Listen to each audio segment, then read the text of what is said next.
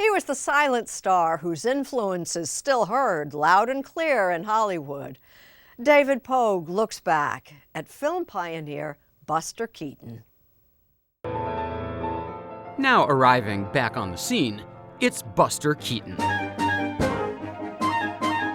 Silent film star, comedian, acrobat, director, special effects innovator, and now the subject of 2 new biographies and an upcoming movie.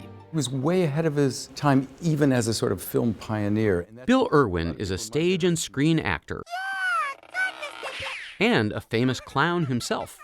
What influence did Buster Keaton have on you? He's a great storyteller. I just want to be able to speak with the body the way he can. I remember that from being a young clown. You got pretty good at it. I kept trying.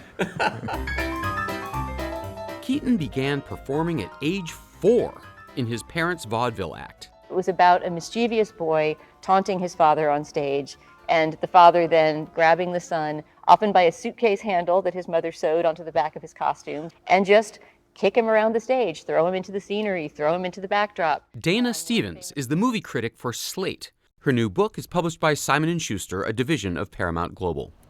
We met at Kaufman Astoria Studios, where Keaton and other silent film stars once made their movies.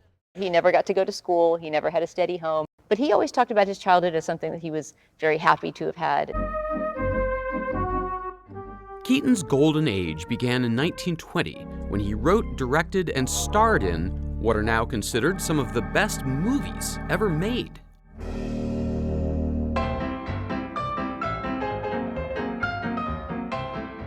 His nickname was the Great Stone Face. He never smiled on camera. As he said in a 1960 interview, "Well, you see, I learned that from the stage. If I laughed at what I did, the audience didn't. So by the time I went into pictures, not smiling was mechanical with me." He doesn't flinch, and then he gives it a beat before he realizes, and then he reacts. Bill Irwin finds Keaton genius in this classic gag. If it were me, I'd go, "Oh, thank God I lived through it," but he went, "Wow," and then he exited. In 1927, at the peak of his success, Keaton made what he later called the worst mistake of his life. He joined the movie-making machine known as MGM Studios. His improvisational working habits, his creative freedom, and his independent film career were over. And it really, I think, just broke him as a performer and as a person. His marriage was also falling apart separately from that. He was starting to drink too much. By 1933, alcoholic and miserable, he had lost his marriage, his home, and even his MGM job.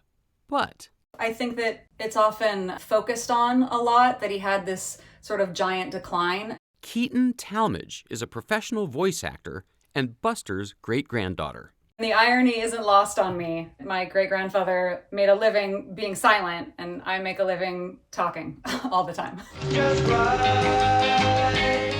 She points out that Buster's life had a third act. People forget that there was a definite uphill after that, where he contributed to some great comedic television. I got to do commercials and just be on set, where he was in a very happy, wonderful marriage. And all you do is this.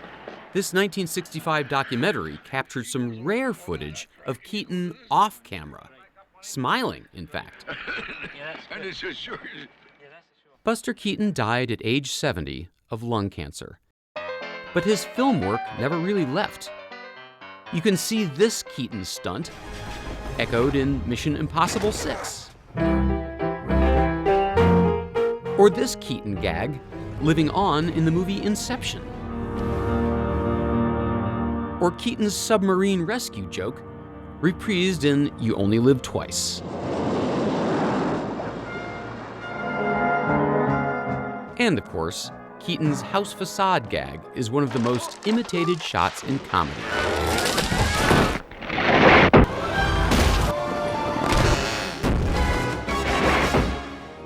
So he doesn't make it, he falls out of frame, I hope to some protective net. But then they wrote these gags that got him down the rest of the building. Oh. According to Bill Irwin, the theme of Keaton's life its ups and its downs, might be resilience. You hit the ground and get back up again. Keaton did that all his life. He hit the floor, hit the ground, got up again.